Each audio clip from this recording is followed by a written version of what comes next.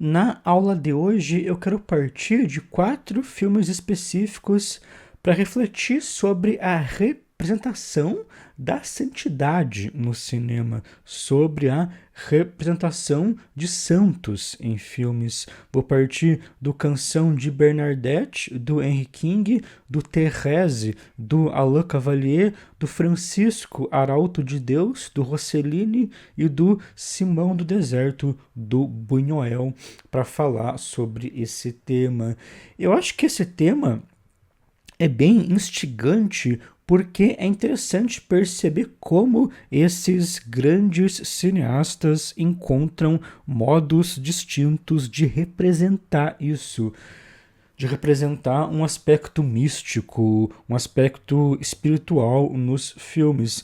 Quando você faz um filme sobre um santo ou sobre algum tema espiritual, religioso, milagroso, você irá lidar com aspectos sobrenaturais, mesmo que implícitos, e terá que fazer escolhas estéticas, escolhas dramatúrgicas para representar aquilo. Então, eu acho que é um tema bem interessante de se pensar a partir desse ponto de vista formal, desse ponto de vista estilístico. Filmes de santos geralmente são filmes mais dramáticos, né? Não são filmes de fantasia, não são filmes de terror, são filmes dramáticos que sugerem esse aspecto sobrenatural. Então, existem escolhas de representação bem específicas que, pelo menos ao meu ver, tornam esse tema muito rico. Quero começar pelo filme do Henry King. O Canção de Bernadette é baseado em um livro dos anos 40 que conta a história da Bernadette Soubirous, uma garota francesa que teve várias visões da Virgem Maria em uma gruta isolada na cidade de Lourdes. Dessa mesma gruta surgiu uma nascente de água, essa água curou alguns doentes e décadas depois, a Bernadette foi canonizada. O cineasta, o Henry King, é um cara bem clássico, é um dos grandes mestres de Hollywood. Dirigiu filmes de vários gêneros e, em vários casos, ele consegue retratar os seus personagens de modo muito intimista, mesmo ao trabalhar com gêneros, com formatos mais industriais. Ele tem ali uma sensibilidade muito particular. Ele não é tão lembrado como John Ford ou como Hawks são lembrados hoje em dia, mas ele praticamente está ali no mesmo nível desses outros cineastas. Então, esse filme irá seguir todas as convenções mais clássicas de Hollywood. É uma adaptação de um livro que segue à risca as convenções daquele naturalismo hollywoodiano que nós já falamos aqui no curso. Os cenários simulam muito bem as locações reais, a decupagem segue muito bem uma lógica de plano e contraplano, de localizar o espectador de maneira natural naquele ambiente. Não é uma decupagem muito moderna nesse ponto, ela é bastante convencional mesmo. E toda a estrutura do filme possui uma evolução dramática com vários apelos. O longa de fato conta toda a história da Bernadette. Começa com ela na escola, tendo dificuldades no ensino religioso, mostra a família pobre, mostra as primeiras visões, mostra a maneira que ela foi perseguida até o momento em que parte da igreja fica ao seu lado e ela morre em um convento. Como esse é um estilo mais clássico, o diretor não vai meramente sugerir um aspecto sobrenatural. Ele vai tornar isso bastante claro para o espectador. Então ele de fato mostra as visões, mostra a Virgem Maria iluminada falando com ela, mostra os milagres acontecendo. Na primeira vez que a Bernadette vê a Virgem, todo o ambiente em que ela está até muda, começa a ventar, fica mais escuro, mesmo que só ela veja a Virgem, o longa representa essa visão mística de modo bem direto. Mas isso não quer dizer que não seja um trabalho também com as suas sutilezas. A Virgem aparece algumas vezes, o papel das aparições é muito relevante, mas mais relevante do que isso, até para a evolução dramática do filme, é a representação da garota, é a atuação da atriz. E a atuação aqui da Jennifer Jones, nesse ponto, é uma das melhores de todos os tempos. O modo que ela se porta, que ela fala, que ela anda, nos passa muito bem uma dimensão de ingenuidade e inocência. Apesar do filme ter momentos mais dramáticos, não é nem uma atuação exagerada e nem muito contida. O cineasta e a atriz encontram ali um ótimo equilíbrio em como representar a fé dessa garota.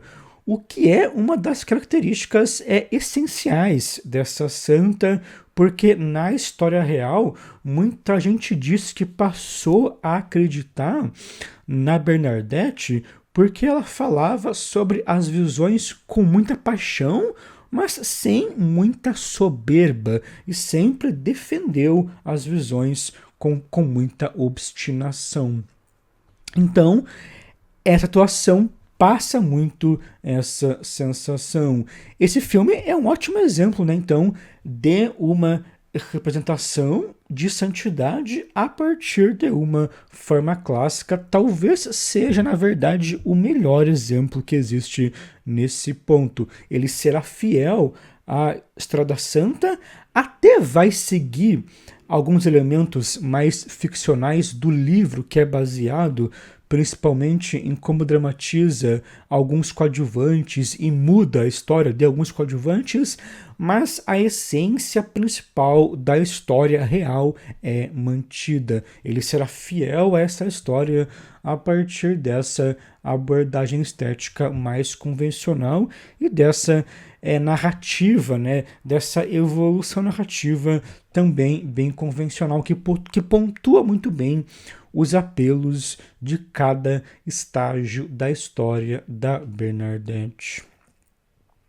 O Thérèse já é bem diferente. Ele também vai narrar os acontecimentos principais da vida da Santa Teresinha, mas fará isso de modo bem mais experimental. Ele conta a história da Thérèse Martin, uma garota francesa que tinha o sonho de virar freira carmelita. Duas das suas irmãs já eram freiras, ela tinha quase que uma obsessão em se tornar carmelita. Depois que ela entra na ordem, ela fica doente e mantém um diário, mantém um caderno com várias anotações que depois transformaram em livros que revelam uma perspectiva, uma visão muito delicada, muito simples, porém impiedosa da vida. Ela também morreu muito jovem e foi canonizada algumas décadas após a sua morte. Diferente do Henry King, que vai ter ali um estilo bem clássico, o Cavalier tem uma proposta bem experimental nessa obra. Além do longa praticamente não ter cenários, ele tem ali um fundo cinza em que móveis são colocados a depender da cena que ele está encenando, além de ter esse aspecto aí teatral quase assumido, a decupagem e a dinâmica da ação, das ações em cena é bem bressoniana. A posição de cada ator e os seus gestos são muito rigorosos. O diretor também usa muitos closes e planos detalhes para se focar nessas ações. Ele tem muito daquela tatilidade do Bresson que o Deleuze comenta bastante em várias cenas.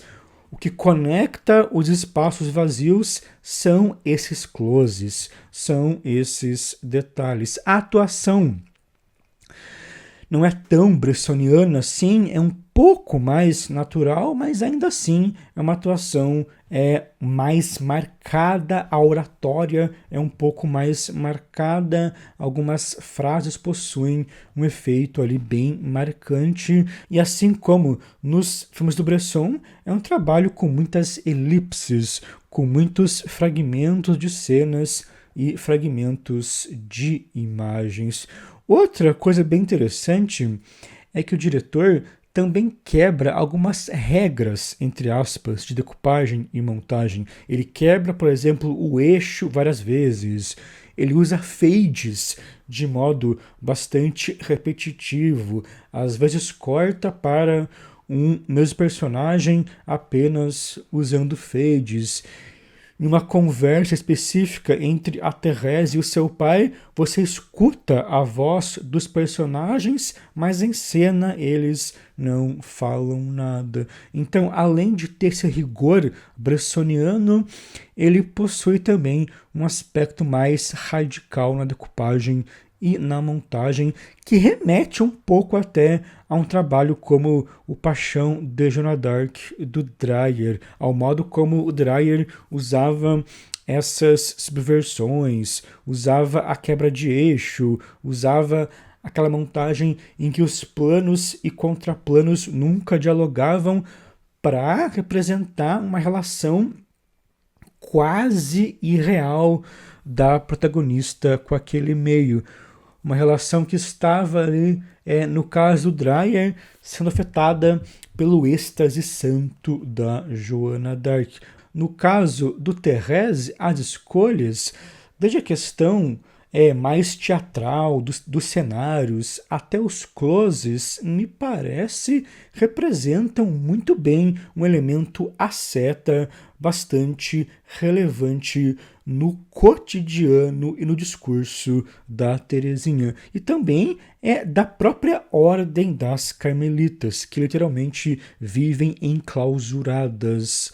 Uma coisa que essa santa defende muito nos seus escritos é uma relação muito simples e muito prática com tudo. E como esse filme não irá mostrar nada de sobrenatural, até porque foi só após a morte dela que vários milagres foram atribuídos à sua figura, como ele não mostra nada evidentemente místico, como as visões da Bernadette, ele se foca em representar esse cotidiano de modo asceta, o que já torna essas ações místicas de algum modo. Todas as cenas do filme, por se passarem nesse ambiente teatral e por darem muito valor a esses gestos e ações, já passam uma sensação muito solene, já passam uma sensação de que o cotidiano por si é sagrado. A atriz também consegue passar um tom mais dramático em algumas falas, principalmente quando reflete sobre a sua vida religiosa, mas nunca é algo que soa, digamos, erudito. É sempre uma reflexão que passa por essa inocência e simplicidade. E mesmo quando ela fala de coisas mais pesadas ou dramáticas, existe ali uma leveza no tom da voz dela que é muito específico e que de fato lembra as coisas que a própria santa escreveu. Eu já li um dos principais livros dela e é bem interessante como ela consegue escrever de um jeito simples, mas tratando de temas muito profundos e transcendentes. Então, o Thérèse é um ótimo exemplo de um longa que vai narrar a vida de uma santa, ou pelo menos vai narrar ali momentos principais dessa vida a partir dessa abordagem formal muito mais particular que vai para um lado mais experimental e remete ao Bresson, remete ao Dreyer. Diferente desses dois filmes, que narram meio que a vida das santas, ou pelo menos propõem ali uma linha de tempo mais ampla, diferente disso, o filme do Rossellini sobre o São Francisco é focado unicamente em episódios cotidianos. O Francisco, Arauto de Deus, é inspirado em 2 livros que relatam a vida do São Francisco e dos franciscanos, e a estrutura do filme irá seguir a estrutura de um desses livros, que é se dividir em capítulos curtos que não propõem uma biografia, mas narram eventos cotidianos do santo e dos seus seguidores.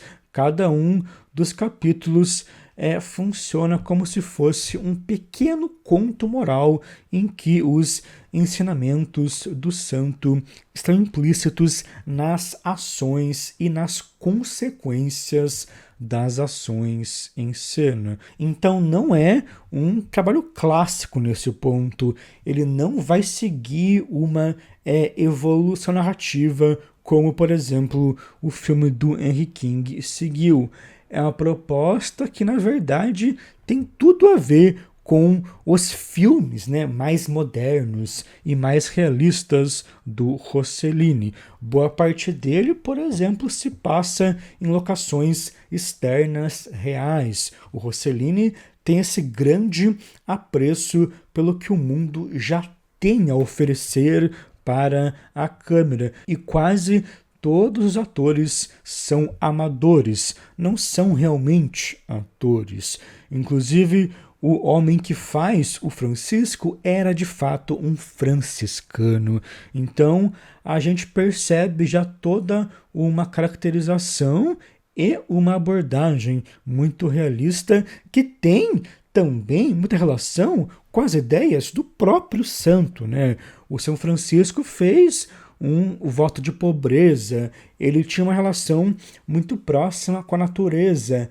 Essa relação mais, digamos, crua do filme com os seus espaços representa isso muito bem, e o filme não vai lidar com nenhuma representação diretamente sobrenatural. Toda a sua concepção de fé nasce dessa relação com o real. A fé é vista, digamos, como um fenômeno da matéria. É um filme sobre essa presentificação do santo, sobre como a sua simples presença plena em relação ao mundo real e ao cotidiano traz uma revelação que não é desse mundo. Em relação aos outros filmes, ao Thérèse e ao Bernadette, é o trabalho que mais vai, entre aspas, humanizar o santo. Até a dinâmica de cena dele é bem mais espontânea e menos rigorosa. Você percebe que algumas ações não foram ensaiadas, e o filme até flerta um pouco com a comédia em alguns momentos. Ele tem cenas mais inusitadas nesse ponto, mas também tem momentos absolutamente emocionantes. Uma das melhores cenas, por exemplo, é quando o Francisco encontra um leproso de noite e o abraça, o acolhe. É uma das únicas cenas do filme em que a luz é um pouco mais trabalhada, porque em teoria ela se passa de noite, mas provavelmente foi filmada de dia, e aí existe uma luz baixa, uma luz mais impressionista, que torna a figura do santo e o doente figuras muito parecidas, o que realça esse sentimento de semelhança, esse desejo de semelhança. E no final da cena, o Francisco deita chorando sobre o campo em um plano que de fato parece uma pintura. aventura. Então, apesar dele ter esse lado aí mais realista e espontâneo, esse trabalho também terá um lado mais rigoroso em momentos pontuais. Até os gestos dessa sequência com o leproso são mais marcados, são mais rigorosos. O Rossellini é um diretor que tem outros filmes com temáticas diretamente religiosas e católicas, mas mesmo nos seus filmes não religiosos, ele sempre intui uma presença, uma força do mundo que nasce da matéria. Mesmo trabalhos bem realistas, como o Stromboli e o Viagem à Itália, possuem um lado misterioso e místico muito forte. Agora, para terminar a aula, vamos falar sobre Simão do Deserto, do Buñuel. Esse longa é livremente inspirado em um cristão asceta que nasceu no século IV, que terminou a sua vida vivendo em uma cômoda de pedra, praticando jejum e toda uma mortificação muito intensa.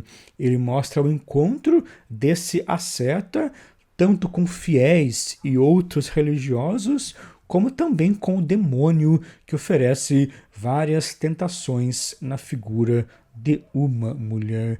Também não é um longa que irá oferecer uma evolução narrativa, ele vai se centrar mais nessas situações e principalmente nessas tentações do demônio. E como é de praxe do Buñuel, ele terá aspectos mais absurdos. Logo no começo, o personagem realiza um milagre, traz de volta as mãos de um homem, mas ninguém ali parece muito impressionado e o próprio homem demonstra uma atitude arrogante depois disso. Tem momentos que o próprio Simeão esquece de rezar. Ele entra ali em um fluxo de pensamentos e de imagens que não dá para saber se são reais ou não. A câmera do Buñuel aqui é bastante dinâmica. Talvez ele tenha usado algum tipo de grua até para fazer alguns movimentos. É uma câmera que explora também muito bem alguns ângulos daquele espaço e toda essa atmosfera real e sobrenatural ao redor do Simeão. Não é uma decupagem como a decupagem do Thérèse, que vai intuir na sua abordagem formal um certo ascetismo. Aqui, o personagem é um asceta, possui uma disciplina e um rigor, mas a decupagem possui um olhar totalmente independente e até externo a isso, que segue mais o ritmo dessas tentações insólitas que surgem na figura da mulher e também segue o ritmo de outras presenças ao redor da coluna que o Simeão está instalado. Desses trabalhos que eu comentei, esse é talvez o que menos demonstra um, digamos, respeito pela religião. Os filmes do Henry King e do Rossellini, por exemplo, até já foram indicados pelo próprio Vaticano, mas o do Buñuel não vai se prender muito a uma visão tão sagrada assim de certos símbolos religiosos. Ele não chega a propor nenhum tipo de grande sacrilégio e quando propõe na figura do demônio. Tem uma cena, por exemplo, que o diabo está disfarçado de Jesus e até chuta o cordeiro. O cordeiro é uma imagem muito importante, muito forte para a religião católica que representa Jesus. Então você vê alguém chutando um cordeiro nesse contexto é uma imagem, em teoria, bastante antirreligiosa. Mas aqui, quem faz isso é o demônio. Então ele acaba até respondendo há uma moral cristã de algum modo. Então ele não chega a propor grandes sacrilégios, mas talvez a maneira que o Buñuel caracteriza alguns fiéis e alguns religiosos de modo mais irônico e ambíguo seja uma crítica um pouco mais direta à religião, mas também não é nada muito extremo. A questão é que, diferente dos outros filmes, ele não é um filme exatamente religioso nesse sentido. Ele se apropria da temática religiosa para construir uma estrutura mais experimental que está ligada aos interesses do cineasta. O final também ironiza um pouco esse aspecto acerta do Simeão. No final, ele e o diabo, de algum modo, vão parar em um bar de rock e o Simeão acaba preso ali mesmo não gostando do ambiente, como se no fim das contas ele tivesse caído na tentação do demônio ou tivesse de fato ido para o inferno de algum modo. Como é de praxe do Buñuel, não existe uma explicação em um sentido exato, mas ele passa essa ideia do Simeão ter sido corrompido de algum modo. Como a gente pode ver, são 4 filmes que partem dessa questão de representação de santidade, mas são obras bem diferentes nas suas abordagens estéticas. O Henry King vai para um lado mais clássico, o Rossellini vai para um lado mais moderno e o Cavalier e o Buñuel vão cada um para um lado experimental distinto. É interessante perceber também como alguns filmes também intuem aspectos das ideias dos santos nessa abordagem estética. O Cavalier monta ali todo um dispositivo mais teatral que se foca nesses gestos e ações cotidianas, que reforça tanto essa simplicidade e praticidade da santa, como também essa clausura e alienação das carmelitas. E Rossellini intui a fé do São Francisco a partir dessa abordagem que é muito terrena, né? Que prioriza essa câmera que está sempre se deparando com a realidade, com a matéria, com a vida e o seu mistério a partir dessa proximidade com o real.